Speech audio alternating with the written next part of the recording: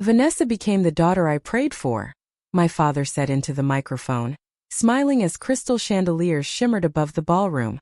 Then he raised his champagne glass slightly higher and added, Evelyn became the lesson. The room fell into a silence so sharp I could hear the faint clink of silverware against china somewhere near the back tables. A few guests laughed nervously, unsure whether Harold Carter was joking or simply saying out loud what everyone in our family had quietly believed for years. I sat perfectly still at table 14 with my untouched champagne in front of me, my fingers wrapped carefully around the stem of the glass to stop my hand from trembling. Across the ballroom, my younger sister Vanessa stood beside her new husband beneath a wall of white roses and soft golden lights, her smile frozen now, her eyes darting anxiously between me and our father. I should have expected it. Looking back, I think part of me always knew my father would find a way to humiliate me, even at his own daughter's wedding. Still, hearing those words spoken aloud in front of 200 guests felt different. Public shame carries its own kind of weight. It settles on your shoulders slowly, forcing you to sit still while everyone around you pretends not to stare. I lowered my eyes toward the elegant place card beside my plate. Evelyn Carter. Just my name. No husband beside it.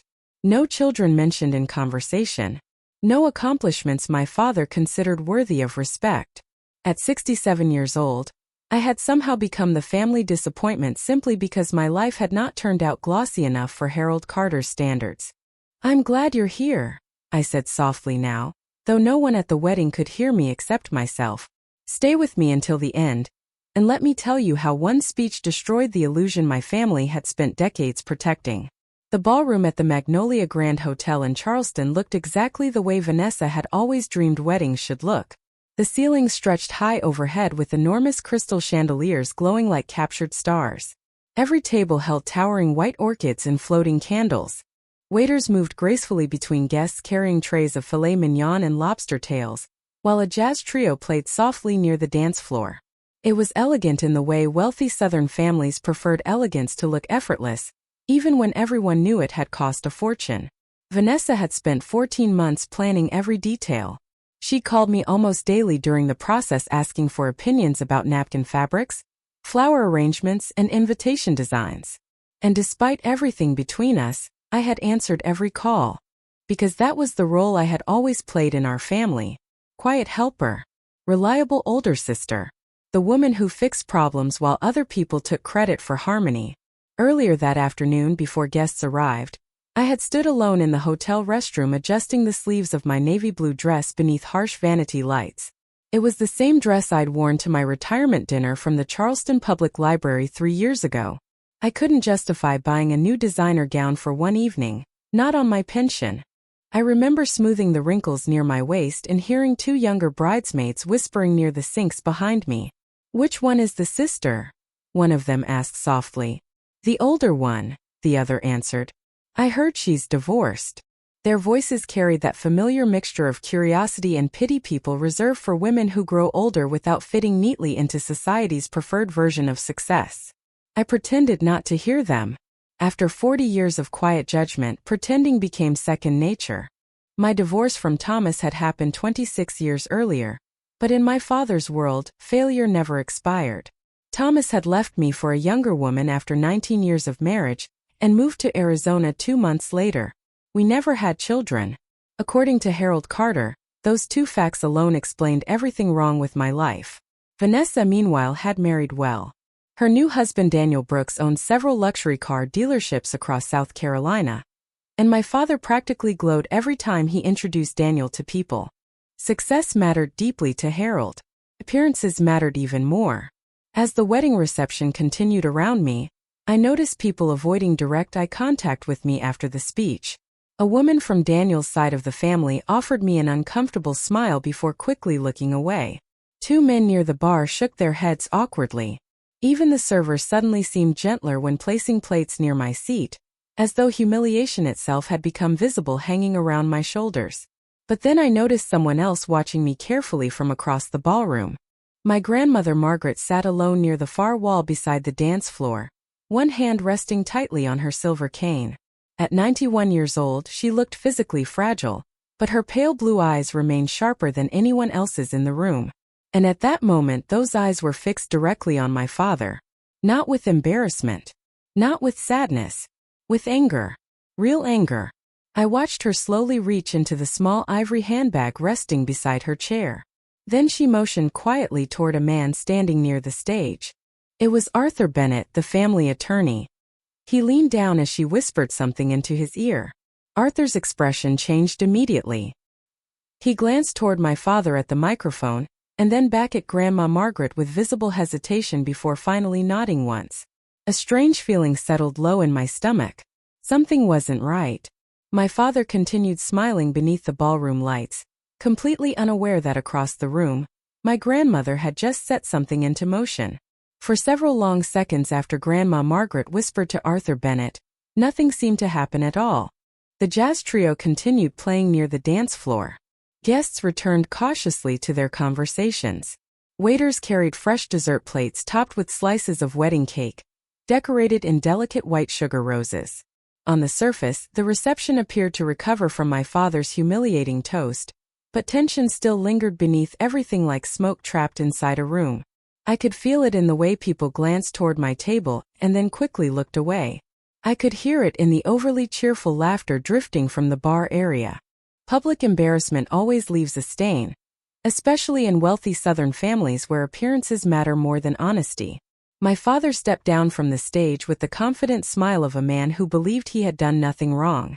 Several guests actually shook his hand as he returned to the head table. One older businessman laughed loudly and said, "Harold always tells it like it is." My father seemed pleased by that. He straightened his tuxedo jacket and accepted another glass of champagne from a passing server while Vanessa stood beside him looking pale beneath her bridal makeup. I watched her carefully from across the ballroom. My sister kept forcing small smiles for photographs, but her hands would not stay still. She adjusted her bracelet repeatedly, smoothed invisible wrinkles from her dress, tucked loose strands of blonde hair behind her ears every few seconds. She had spent her entire life trying to keep peace between our father and everyone else. It was exhausting work. I knew because I used to do it too. Daniel Brooks noticed her discomfort almost immediately. He leaned closer and whispered something in her ear, but Vanessa only shook her head faintly and glanced toward me with guilt written plainly across her face. I looked away first. I did not want pity from my younger sister on her wedding night. A server approached my table carrying coffee service. "Would you like some decaf, ma'am?" he asked gently. I nodded and thanked him quietly. My throat felt dry, but I suspected no amount of coffee could wash away the heaviness sitting in my chest. As he poured, I noticed my reflection trembling slightly in the silver coffee pot.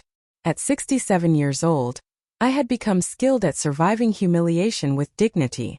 That skill sounds noble when spoken aloud, but in reality it is simply another form of loneliness. You learn to swallow hurt so other people remain comfortable. You smile while pieces of yourself disappear.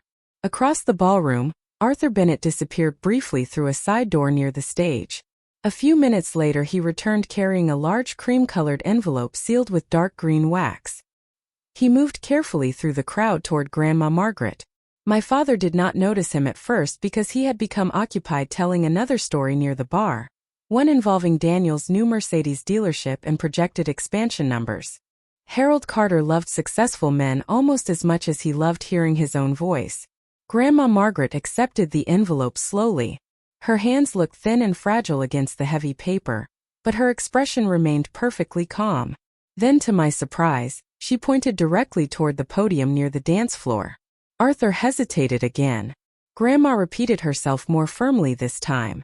Even from across the room I could tell she was giving instructions, not suggestions. The attorney finally nodded and walked toward the event coordinator standing beside the band. Something cold settled in my stomach. Whatever was happening had been planned quickly, quietly, and with purpose. I had seen that look on Grandma Margaret's face only a few times in my life, usually right before someone discovered they had badly underestimated her. Growing up, my grandmother had been the only person in our family who treated me as though my value existed independently from achievement. When I was 10 years old and failed a school spelling competition, my father lectured me for an hour at the dinner table about embarrassment and wasted potential. Later that night, Grandma Margaret drove me to an ice cream shop near the Charleston Harbor and told me something I never forgot. People who love you only when you succeed do not actually love you, she said while stirring cream into her coffee. They love control. At the time, I did not fully understand what she meant. Sitting in that ballroom decades later, I finally did.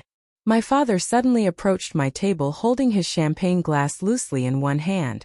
"Evelyn," he said with a smile that never reached his eyes, "you look upset." I met his gaze calmly. "Do I? You know how you are," he continued softly. "Too sensitive." It was only a joke. The word joke hung between us like something rotten. I noticed several nearby guests pretending not to listen while listening very carefully. My father lowered his voice further. "You could at least try not to ruin your sister's wedding with one of your moods." There it was again. The familiar rewriting of reality. He humiliates me publicly, then accuses me of creating discomfort by quietly surviving it. I set my coffee cup down carefully before answering. "I have not said a single negative thing tonight." My father smiled thinly. "Exactly. The silent act. Your mother used to do the same thing." The mention of my mother caught me off guard. Eleanor Carter had been dead for 18 years, but even now my father managed to speak about her as though disappointment still lingered in the room after she left it. Before I could answer, the band music faded unexpectedly. Conversations around the ballroom softened into confusion. Arthur Bennett stepped onto the stage beside the podium and adjusted the microphone. "Ladies and gentlemen," he announced politely, "before the next dance, Mrs. Margaret Whitmore Carter has requested a brief family presentation." Every head in the ballroom turned toward my grandmother. And for the first time all evening, my father looked genuinely uncertain. The ballroom became so quiet after Arthur Bennett spoke that I could hear the soft hum of the air conditioning above the chandeliers. Even the waiters stopped moving. My grandmother remained seated for a moment near the edge of the dance floor, one hand resting calmly on the silver handle of her cane while every guest in the room stared toward her with polite confusion. At 91 years old, Margaret Whitmore Carter had earned the kind of respect that did not require raised voices. People listened when she spoke because she rarely wasted words. My father cleared his throat awkwardly beside the head table and forced a smile toward the guests. "Mother," he called lightly, "whatever this is can probably wait until tomorrow." Grandma Margaret turned her head slowly toward him. "No," she said. "Just one word. Quiet. Firm. Final." Something shifted immediately in the room after that. My father must have felt it too because his smile disappeared for half a second before quickly returning. He hated losing control in public. Arthur Bennett adjusted the microphone again while Grandma carefully rose to her feet. Vanessa rushed forward instinctively to help her grandmother walk toward the stage, lifting the edge of her wedding gown slightly as she crossed the ballroom floor. The photographer followed them automatically, probably assuming this was another sentimental family moment meant for the wedding album. If only he knew. I remained seated at table 14 with my coffee untouched beside me, watching my grandmother move slowly beneath the golden lights while guests leaned toward each other whispering quietly. Daniel looked confused now. Vanessa looked nervous. And my father looked angry beneath his polished smile. Grandma reached the stage after what felt like several long minutes. Arthur offered his arm, but she waved him away gently before placing both hands on the podium. For a moment she simply looked out across the ballroom. Her pale blue eyes moved slowly from table to table until they finally stopped on me. "Tonight," she began softly, "was supposed to be about family." Her southern accent had softened with age, but every word still carried clearly through the speakers. "And I suppose that is exactly why I need to say what I should have said years ago." A nervous ripple passed through the guests. My father stepped closer to the stage. "Mother," he interrupted carefully, "this is not appropriate." Grandma ignored him completely. "I have spent most of my life protecting the wrong people," she continued. "And silence becomes a form of guilt after long enough." I felt my chest tighten. Around me, people stopped pretending not to stare. Even the band members stood frozen beside their instruments. Grandma reached into the cream-colored envelope Arthur had carried earlier and removed several folded pages. The paper trembled slightly in her hands, but her voice remained steady. "Harold has always enjoyed presenting himself as the protector of this family," she said. "The successful son." the responsible husband, the respectable father. My father walked toward the stage faster now. That is enough, he said sharply. Arthur Bennett stepped subtly between him and the podium.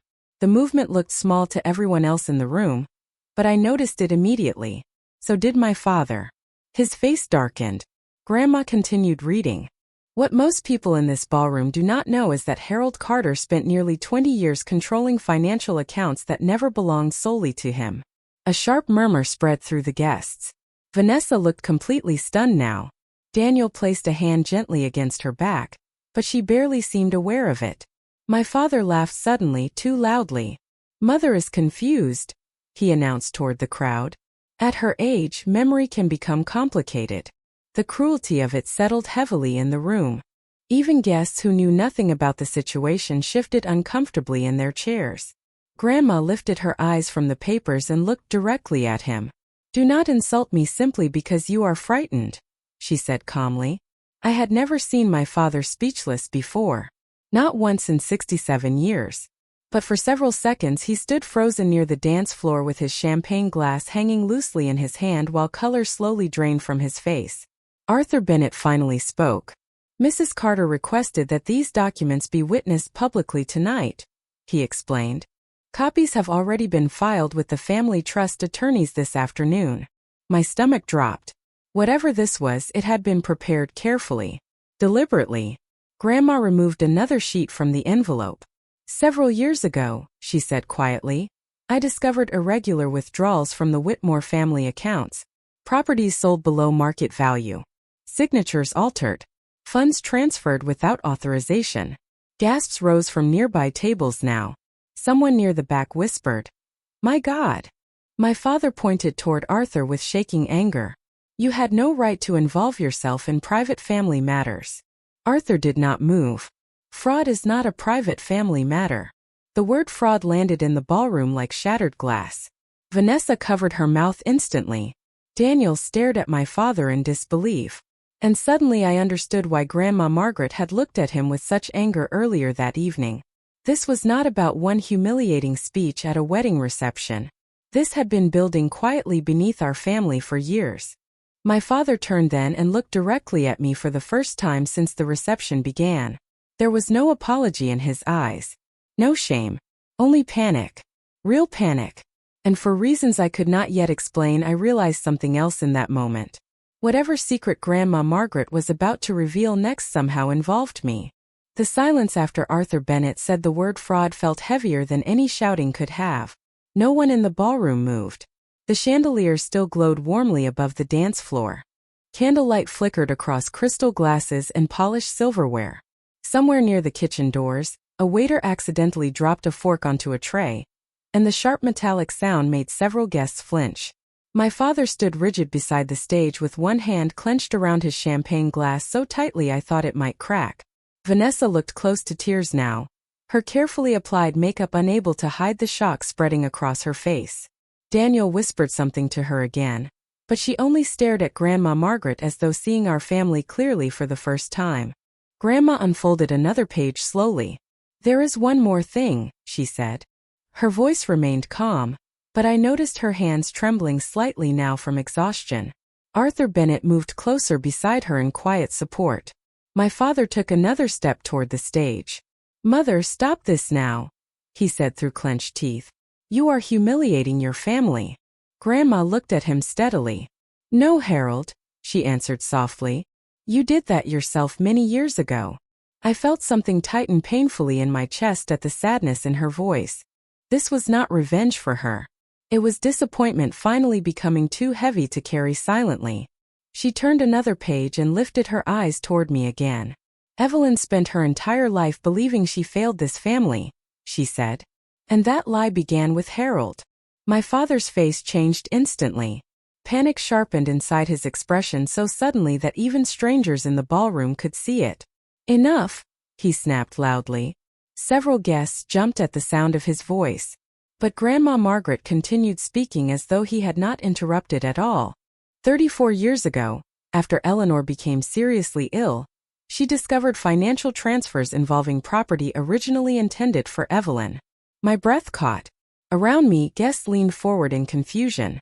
I barely noticed them anymore. My mother's name alone felt like a door opening somewhere deep inside me. Eleanor Carter rarely entered conversations in our family after her death. My father preferred it that way. Grandma looked down briefly at the documents in her hands before continuing. Eleanor confronted Harold privately. She believed he would correct his behavior once she found the truth. My father laughed suddenly, but the sound came out strained and unnatural. "This is absurd," he said quickly. "Mother is confused and emotional." Arthur Bennett spoke firmly into the microphone this time. "The documents have already been verified." The room shifted again after that sentence. People were no longer merely uncomfortable wedding guests witnessing family tension. Now they were witnesses to something real. Something ugly. My grandmother removed a small folded paper from the envelope and held it carefully between trembling fingers. "This is Eleanor's letter," she said quietly. "Written 6 weeks before she died." My father's entire body stiffened. I had never seen fear move across a person so visibly before. Grandma unfolded the paper slowly. "If you are hearing this," she read softly, "then Harold never found the courage to tell Evelyn the truth himself." My throat tightened instantly. My mother's words carried through the ballroom with heartbreaking gentleness. For a moment, I could almost hear her voice again from childhood. Soft, calm, careful. The investments my father left for Evelyn were meant to protect her future independently from Harold's control. I worried he would eventually resent that protection, because he values success more than love. Several guests exchanged uneasy glances now. My father looked trapped between anger and desperation. "This proves nothing," he interrupted sharply. "Evelyn still received support throughout her life." Grandma lowered the letter and looked directly at him. "She received what you allowed her to receive." The ballroom fell silent again. I felt dizzy suddenly, memories beginning to rearrange themselves inside my mind like scattered puzzle pieces finally finding their places. The scholarships that mysteriously disappeared when I was in college. The small inheritance from my maternal grandfather that my father insisted had performed poorly in investments. The repeated reminders that Vanessa needed more financial support because she had greater potential. Even after my divorce, when I struggled to keep my small townhouse and worked double shifts at the library, my father always acted as though helping me financially would only encourage weakness. And all those years I believed him. I believed I simply was not worthy enough to succeed the way Vanessa had. Grandma Margaret looked toward me again, and for the first time all evening, her composure cracked slightly with emotion. "Your mother begged Harold not to make you feel small," she said softly. "But some people can only feel powerful when someone else feels diminished." I lowered my eyes immediately because tears had begun gathering there despite every effort to stop them. Not loud tears. Not dramatic tears. Just the quiet kind that arrive when an old wound finally receives a name. Across the ballroom, Vanessa slowly shook her head in disbelief. "Dad," she whispered faintly, "please tell me this is not true." My father looked at her, then at the guests surrounding him, then finally toward me. But he still did not apologize. Even cornered beneath chandeliers in a ballroom full of witnesses, Harold Carter remained more concerned with preserving authority than telling the truth. "You are blowing ordinary financial decisions completely out of proportion," he said coldly. "Everything I did was for this family." Grandma's expression hardened then in a way I had never seen before. "No," she answered quietly. "Everything you did was for yourself." Then she reached into the envelope one final time and handed a thick set of documents directly to Arthur Bennett. "Read the final account summary," she said. And suddenly I understood that the worst part had not even begun yet. Arthur Bennett adjusted his glasses carefully before opening the final group of documents. The ballroom no longer felt like a wedding reception. The music had stopped completely now. Champagne glasses sat untouched on linen-covered tables while guests leaned forward in tense silence beneath the warm chandelier light. Somewhere in the back of the room, a woman quietly whispered that perhaps everyone should leave, but nobody moved. Curiosity had rooted every person to their seat. My father stood near the dance floor with his jaw clenched tightly, still trying to project authority even as panic spread visibly across his face. Vanessa remained frozen beside Daniel, one hand gripping the edge of the sweetheart table for balance. I had never seen my younger sister look frightened before. Confused, yes. Emotional, certainly. But frightened was new. Arthur cleared his throat softly into the microphone. The Whitmore Family Trust, he began carefully, was originally established by Margaret Whitmore's late husband in 1972. According to the trust provisions, specific investment accounts and property holdings were designated solely for Evelyn Carter upon reaching the age of 35. A strange buzzing filled my ears. 35. I was 67 years old now. That meant whatever belonged to me had been withheld for more than 3 decades. Around the ballroom, confused murmurs spread quickly between tables. Arthur continued reading. The records show repeated unauthorized transfers made over a period of 28 years from accounts legally assigned to Evelyn Carter. My father stepped forward immediately. Unauthorized according to whom? He snapped. I managed those finances after Eleanor died because someone had to. Arthur looked up calmly. According to federal banking records and trust documentation. My father laughed bitterly. This family would have collapsed without me. Grandma Margaret spoke before Arthur could answer. No, Harold. Your image would have collapsed without money that was never yours. The sentence landed with such quiet force that even strangers in the ballroom looked uncomfortable hearing it. I stared at the stage, barely breathing now. Memories continued rearranging themselves painfully inside my mind. Every conversation where my father warned me to lower expectations. Every time he compared me unfavorably to Vanessa. Every lecture about responsibility, while I struggled to pay medical bills after my surgery at 58. All those years I believed I had simply failed financially because I lacked ambition. But suddenly another memory surfaced clearly. I was 36 years old, sitting at my father's dining room table shortly after my divorce. I remember apologizing through tears because I needed help covering temporary mortgage payments while searching for additional work. My father leaned back in his chair and said coldly, "You should have thought about financial stability before ruining your marriage." I carried shame from that conversation for decades. Now I realized something devastating. He could have helped me easily. The resources already existed. They were mine.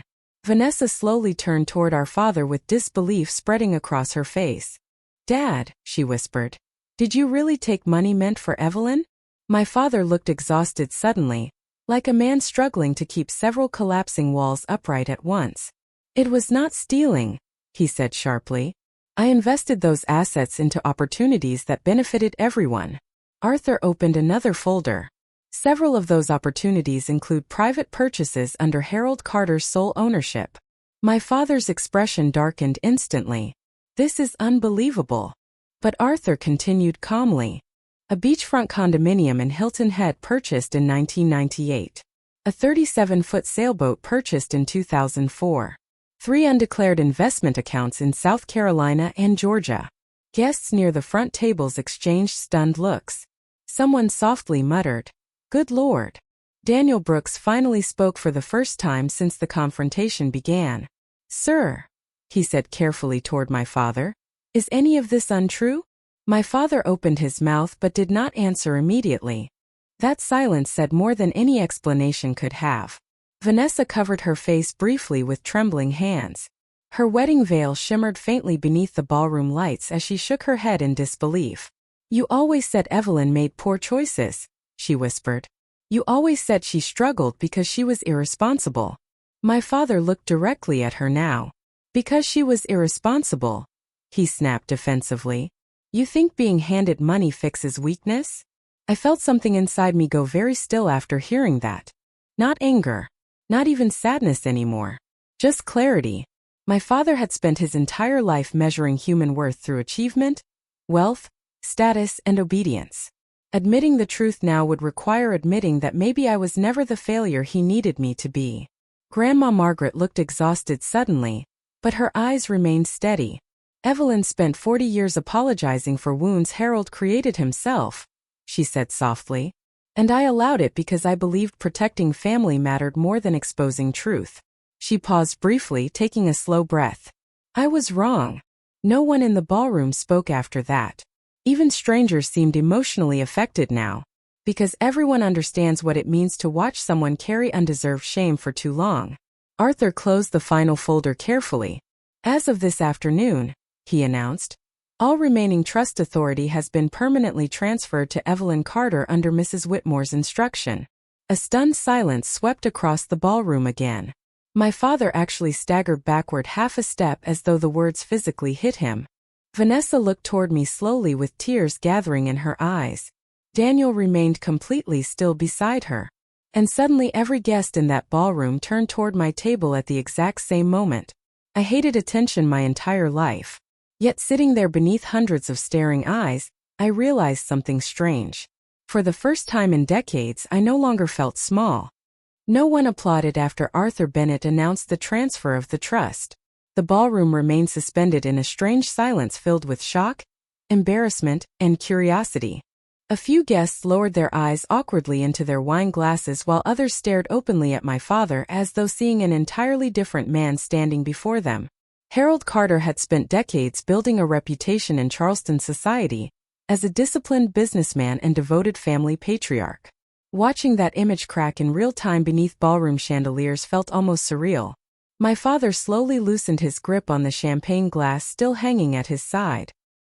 His face looked pale beneath the warm golden lighting now, but his voice remained hard when he finally spoke again. "You are all enjoying this far too much," he said coldly toward the guests. Nobody answered him. That silence seemed to unsettle him more than anger would have. Vanessa stepped away from the sweetheart table carefully, gathering the front of her wedding gown as she crossed the dance floor toward me. The entire room watched her move. I realized then that for years my sister had existed at the center of our father's approval, the same way I had existed outside it. Neither of us ever questioned the structure because it had always been there. Vanessa stopped beside my table looking devastated. Up close, I could see mascara beginning to darken beneath her eyes. "Evelyn," she whispered softly, "I did not know." Her voice broke slightly on the last word. I believed her immediately. Vanessa could be many things. Spoiled sometimes, naive often, but never cruel. My father taught her to accept favoritism as normal long before she understood what it cost someone else. I looked up at her quietly. "I know," I answered. She covered her mouth briefly as tears filled her eyes. "All these years," she whispered, "I thought you stayed distant because you did not care about us." The sentence hurt more than I expected because it revealed something tragic neither of us fully understood before tonight. Our father had not simply manipulated money. He manipulated perception. Every missed vacation, every holiday gathering I quietly declined because I could not afford expensive gifts. Every family dinner where I sat silently while Vanessa discussed luxury trips and renovations. Harold Carter allowed everyone to assume my distance came from bitterness or failure instead of humiliation. Daniel approached beside Vanessa then, his expression calm but deeply unsettled. "Miss Carter," he said carefully, "I am so sorry." I almost laughed softly hearing him call me Miss Carter after knowing him for 3 years. Charleston manners tend to become more formal when people feel emotionally lost. "Please," I said gently, "call me Evelyn." He nodded once. "Evelyn," he corrected quietly. This should never have happened. Across the ballroom, my father suddenly slammed his champagne glass onto a nearby table hard enough to startle several guests. "Enough apologies," he snapped sharply. "You are acting as though I committed some unforgivable crime." Grandma Margaret remained standing near the podium with one hand resting on her cane. "You stole from your daughter," she answered softly. "Then you convinced her she deserved less." My father turned toward her angrily. "I gave this family stability." Arthur Bennett spoke before anyone else could respond. "By controlling people financially." My father laughed bitterly again. "That is what responsibility looks like." The room grew tense once more. I noticed several guests quietly gathering purses and jackets now, uncertain whether staying at the reception remained appropriate. Others looked unable to leave because the emotional gravity of the moment held them there. The wedding cake still sat untouched near the dance floor beneath delicate white sugar flowers. The band members stood awkwardly beside their instruments waiting for instructions no one knew how to give. It struck me suddenly how strange life can become in a single hour. Earlier that evening, Vanessa worried about seating charts and floral arrangements. Now her wedding reception had transformed into the public collapse of our family mythology. Vanessa looked toward our father slowly. "Dad," she said through trembling breath, "why would you do this?" For the first time all evening, Harold Carter looked tired instead of angry. Truly tired. Older somehow. "Because someone had to think practically," he answered. "Your sister never understood ambition. She would have wasted everything." I stared at him quietly after hearing that. Even now, after exposure, after humiliation, after losing control publicly in front of hundreds of people, he still needed to believe I was inferior. Without that belief, his entire justification collapsed. Grandma Margaret closed her eyes briefly before speaking again. "Harold," she said softly, "do you know what your greatest failure was?" My father looked away without answering. "You spent your whole life treating love like a reward people had to earn." The ballroom became completely silent again after that. Somewhere near the back, I noticed one older woman quietly wiping tears from her face. Maybe because she understood exactly what Grandma meant. Maybe because many families survive for years beneath invisible emotional conditions nobody speaks aloud. I slowly stood from my chair then. The movement felt strangely important even though it was small. Conversations stopped immediately. Every eye turned toward me once again. But unlike earlier that evening, I no longer felt embarrassed beneath their attention. I simply felt awake. Vanessa reached instinctively toward my hand as though afraid I might walk away. "Please do not leave," she whispered. I looked at my younger sister standing there in her wedding gown with tears on her cheeks and confusion in her eyes. For years I blamed her for being loved more easily. But suddenly I realized something painful. Favoritism damages everyone eventually, including the people who benefit from it. I squeezed her hand gently. "I am not leaving," I said quietly. Then for the first time in decades, I turned fully toward my father without lowering my eyes. I had spent most of my life avoiding direct confrontation with my father. Not because I lacked opinions or emotions, but because arguing with Harold Carter always felt like shouting into a locked room. He never listened in order to understand. He listened only long enough to regain control. But standing there in the center of that ballroom with hundreds of eyes moving between us, something inside me finally changed. Maybe truth does that to people. Maybe after carrying shame long enough, clarity begins to feel stronger than fear. My father straightened his tuxedo jacket slowly as I approached the dance floor. Even now, even after exposure and humiliation, he still tried to preserve appearances. "Evelyn," he said carefully, lowering his voice as though attempting civility again, "you are emotional right now. Let us discuss this privately tomorrow." I almost smiled hearing that. Privately. That word had protected him for decades. Every painful conversation in our family happened behind closed doors where truth could be softened, rewritten, or buried completely. Meanwhile, public spaces belonged to performance, to polished smiles, to speeches about family values beneath crystal chandeliers. I stopped several feet away from him and folded my hands calmly in front of me. "No," I answered quietly. "You already chose public." The sentence settled heavily across the ballroom. My father's jaw tightened. "You are enjoying this far too much," he said coldly. I looked at him for a long moment before answering. "That is the difference between us. You think exposing truth feels the same as causing harm." Several guests lowered their eyes after hearing that. Others stared openly now, no longer pretending this was merely uncomfortable family drama. It is strange how quickly people recognize emotional cruelty once someone finally names it aloud. Vanessa remained near the sweetheart table crying quietly while Daniel stood protectively beside her. Grandma Margaret sat down slowly near the podium, exhaustion visible in every movement now. Arthur Bennett handed her a glass of water before stepping back respectfully. The room smelled faintly of roses, candle wax, and untouched food growing cold beneath ballroom lights. Everything elegant suddenly felt fragile. My father looked around the room carefully, perhaps realizing for the first time that sympathy was no longer on his side. "I worked my entire life to build security for this family," he said defensively. "None of you understand pressure. Responsibility requires difficult decisions." I nodded faintly. "And somehow those difficult decisions always benefited you most." His face hardened instantly. "You have always been ungrateful."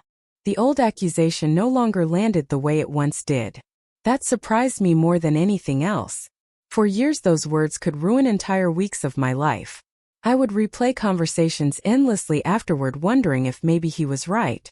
Maybe I really was too weak, too sensitive, too disappointing. But suddenly I could see the pattern clearly. Shame had been the tool he used to maintain control. Nothing more.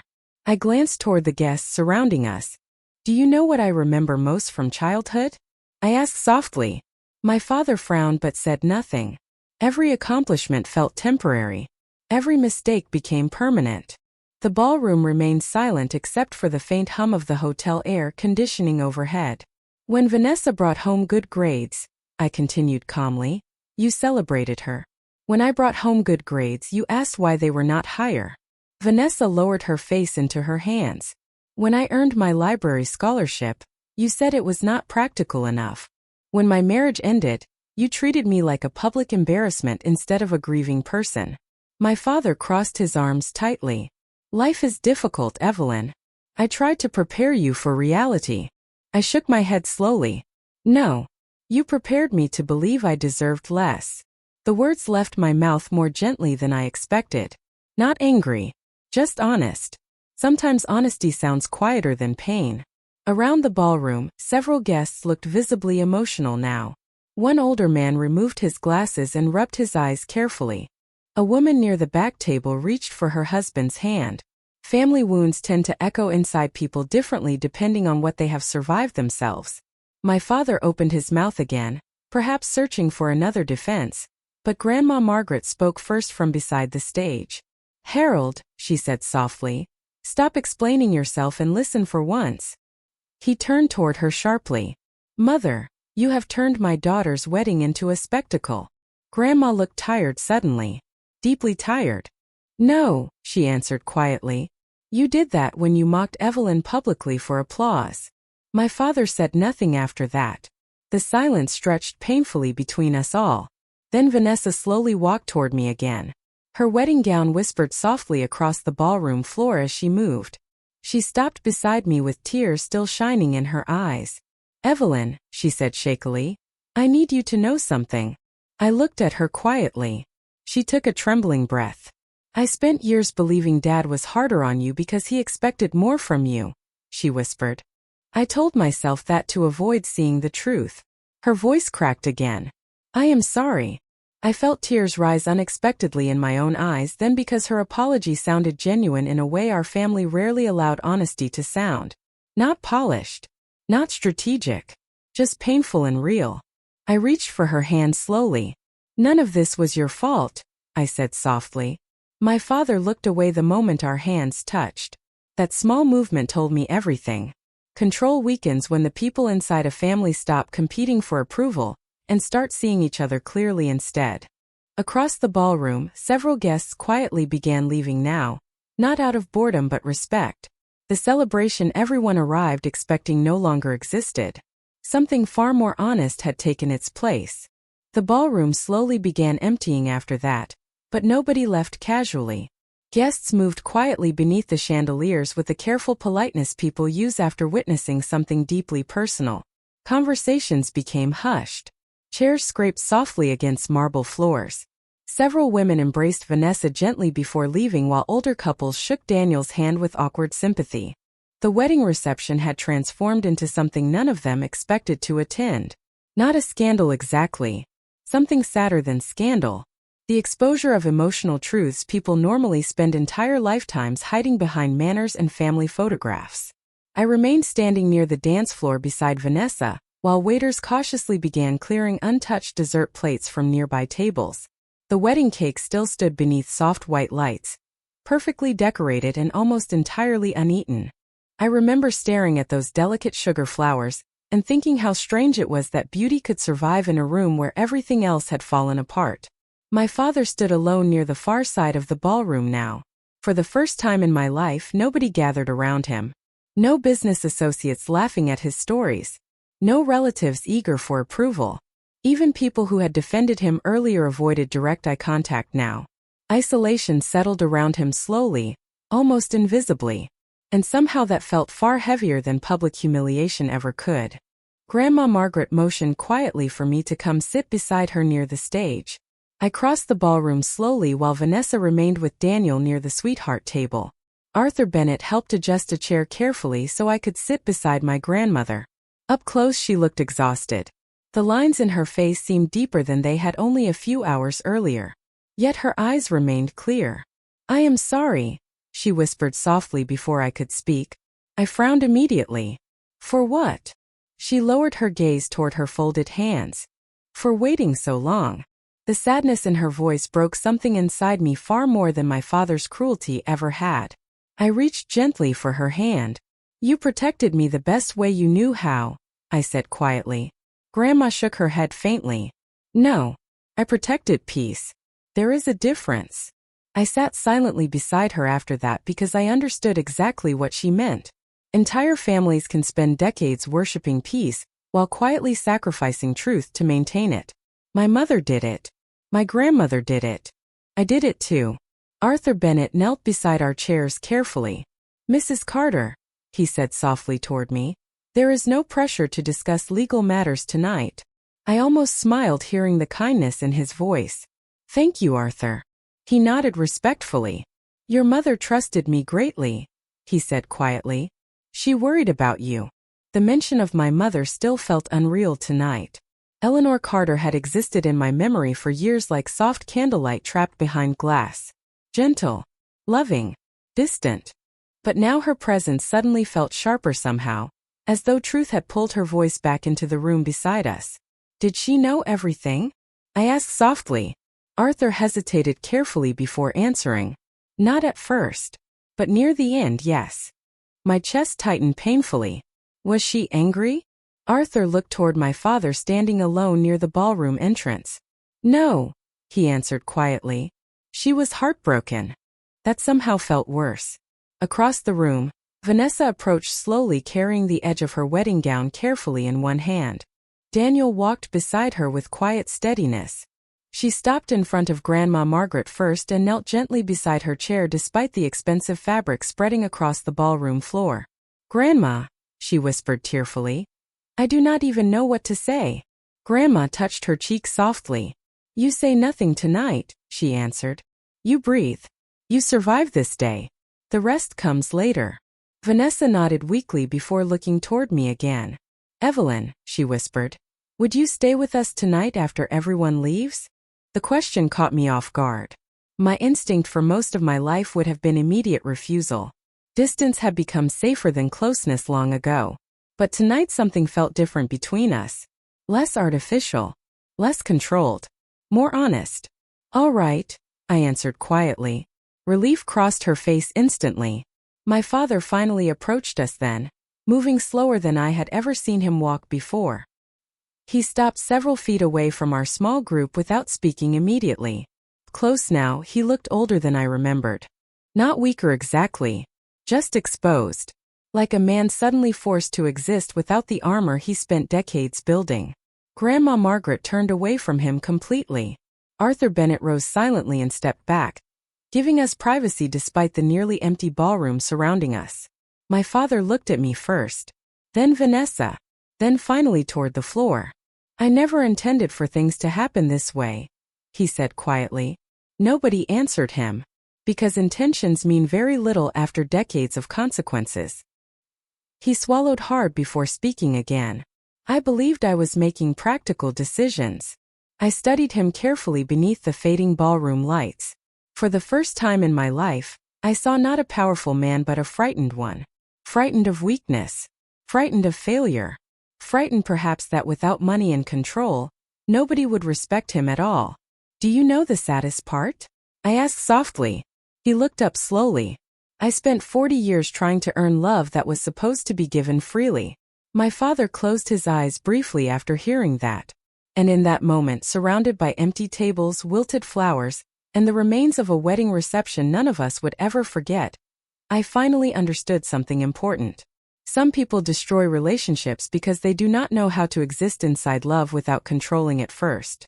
1 month after Vanessa's wedding, Charleston looked exactly the same on the outside. The harbor still shimmered beneath early morning sunlight. Tourists still wandered slowly through the historic district carrying iced coffee and shopping bags. Church bells still echoed softly through downtown on Sunday mornings. But my life no longer felt familiar inside that scenery. Truth changes ordinary things in quiet ways. Changes how silence feels in a room. Changes what you tolerate. It changes the stories you tell yourself when you look into a mirror. I stood in the kitchen of my small townhouse one rainy Tuesday morning making coffee when the phone rang. For years, hearing the telephone unexpectedly always filled me with anxiety because I associated calls with obligations, criticism, or emotional negotiations I was too exhausted to survive. But lately that feeling had started fading. I picked up after the second ring. "Good morning, Evelyn," Grandma Margaret said softly. Her voice sounded stronger than it had at the wedding. "Did you sleep well?" I smiled faintly while pouring cream into my coffee. "Better than I have in years." "Good," she answered. "You deserve peace while you are still alive enough to enjoy it." Only my grandmother could say something so blunt and somehow make it sound loving. Since the wedding, several things had changed quickly. Arthur Bennett spent weeks helping untangle the financial records connected to the Whitmore family trust.